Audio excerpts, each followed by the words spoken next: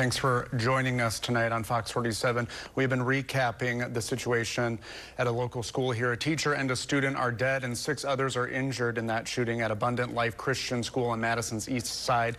2 of those injured are in critical condition, and the suspected shooter, which police have just identified as a 15-year-old girl, Natalie Ruppnow, also known as Samantha, was found dead at the scene.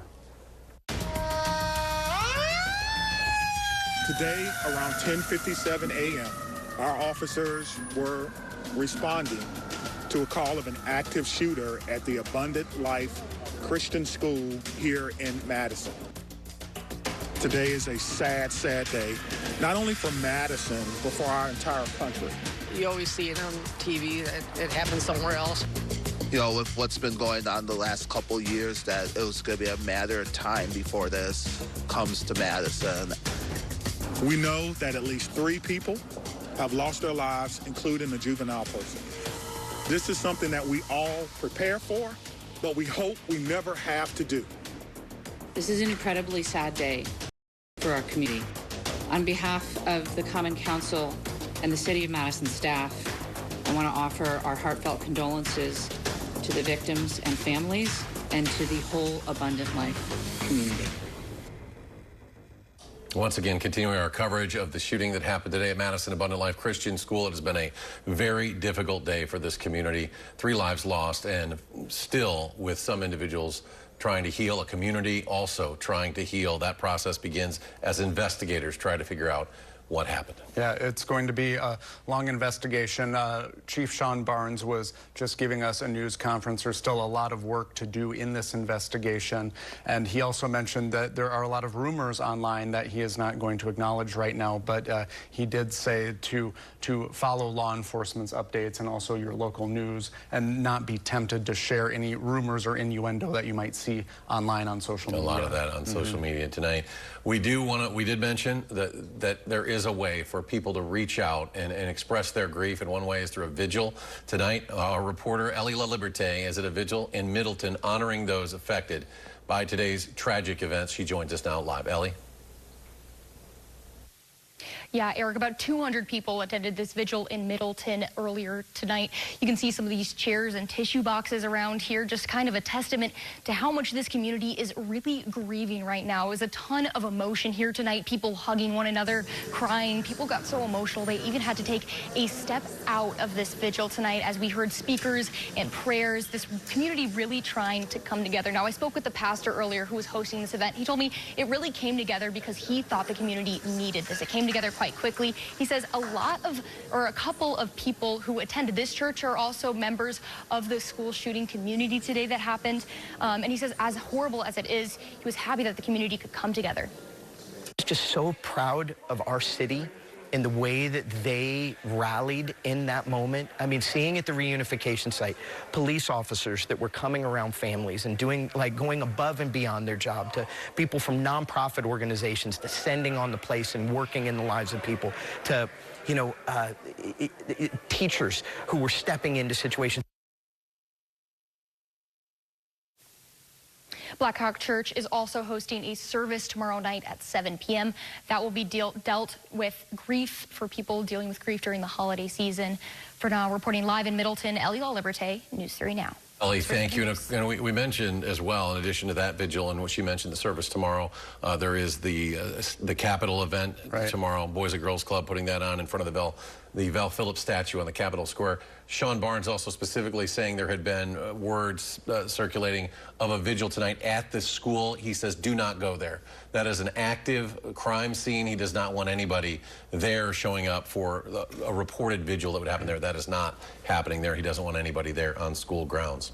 Abundant Life Christian School also issuing a statement on their Facebook page earlier today, and we've heard from Barbara Weirs from the school throughout the course of the day today, but that earlier quote read, quote, prayers requested today.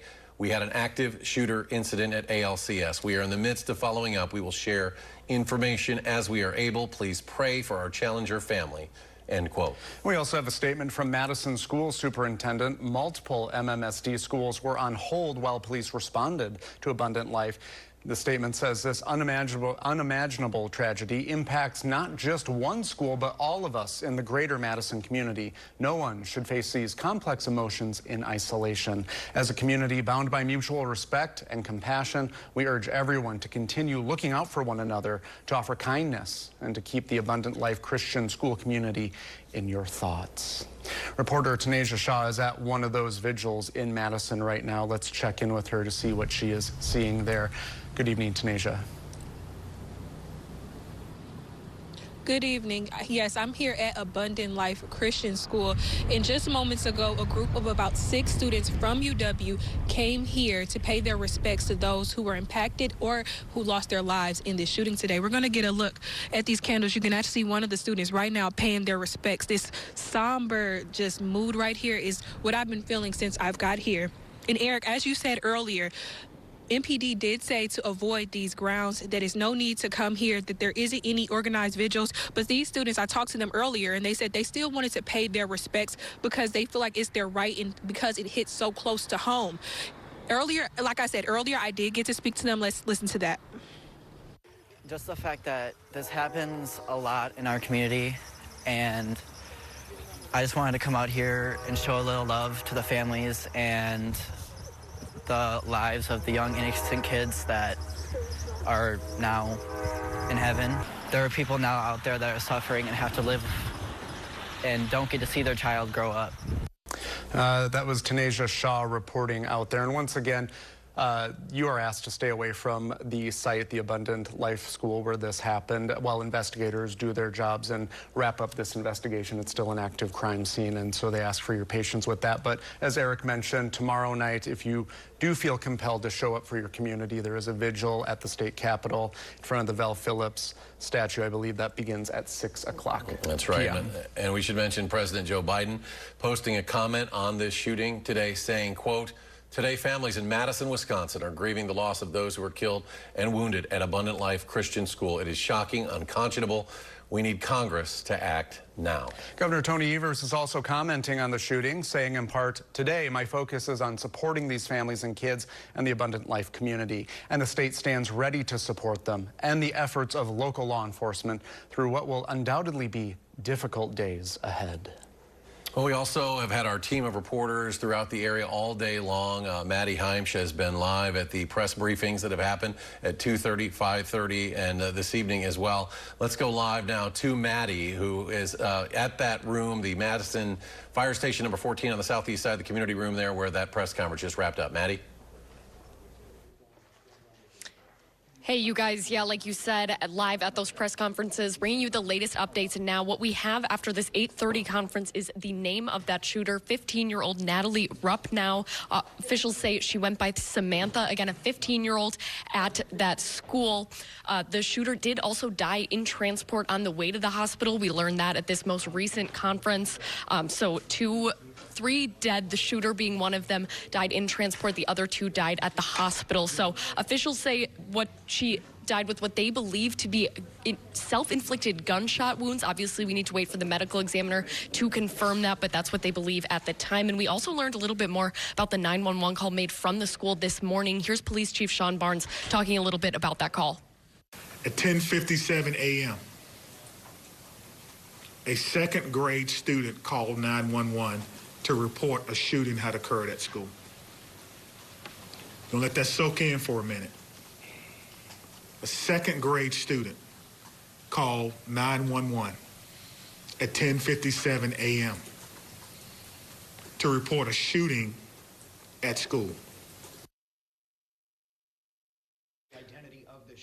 Barnes also confirmed that MPD is in contact with the shooter's family, specifically mentioned her father, and that they are cooperating with the ongoing investigation. Police also believe only one person was involved, and again, that suspect that they just named. The school will be monitored by police overnight, and we will continue to update you. There will be another briefing tomorrow at 1 p.m. So for now, I'm going to send it back to you guys. Thank you very much, Maddie. As of 8:30 this evening, the police chief did confirm that the home there on Madison's north side on Delaware Boulevard is connected to this school shooting from earlier today, and he said that this is the home of the shooter. The home investigation occurred about 2 o'clock this afternoon. Residents in that area told Jalen and Chief Barnes in the same press conference from earlier, stating the police department was interviewing family members from that house and we're still working to find a motive. We are getting cooperation from them. As to the specifics of what they're saying, we don't know that. One of the things that we try to do, that we've learned doing interviews with people who are cooperative, is not to interrupt. And so I would not want to interrupt the interview just to give information. We'll come back a little later. If we can have more information, we'll do that. When residents told Jalen they heard multiple loud explosions, like large sounds, about the time that home was raided. I'm not in direct view of the home. However, when I got home this afternoon, I heard such a loud boom that it shook my house. One person said they heard 3 booms. I must have got home just as the last one went. That was shortly before 2 o'clock. And Maureen also tells us an incident of this caliber is unprecedented in that neighborhood. We couldn't confirm whether, at that time, whether it was the shooter's home, the chief mentioning that in his press conference, though, and we will continue to get more information as far as the investigation is concerned in the days ahead. And of course, this is a lot for a lot of people to go through, so the city of Madison is giving out several resources that may help support those who have been affected by this tragedy. Calling 211 will get you free and confidential information on several services, including mental health.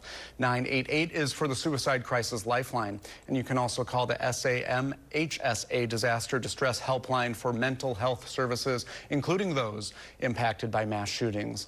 Then there is also the Victim Connect Resource Center, which offers confidential assistance to victims of crime through trained specialists who are available to help you locate services in your area, including mental health counseling, legal services, and much more.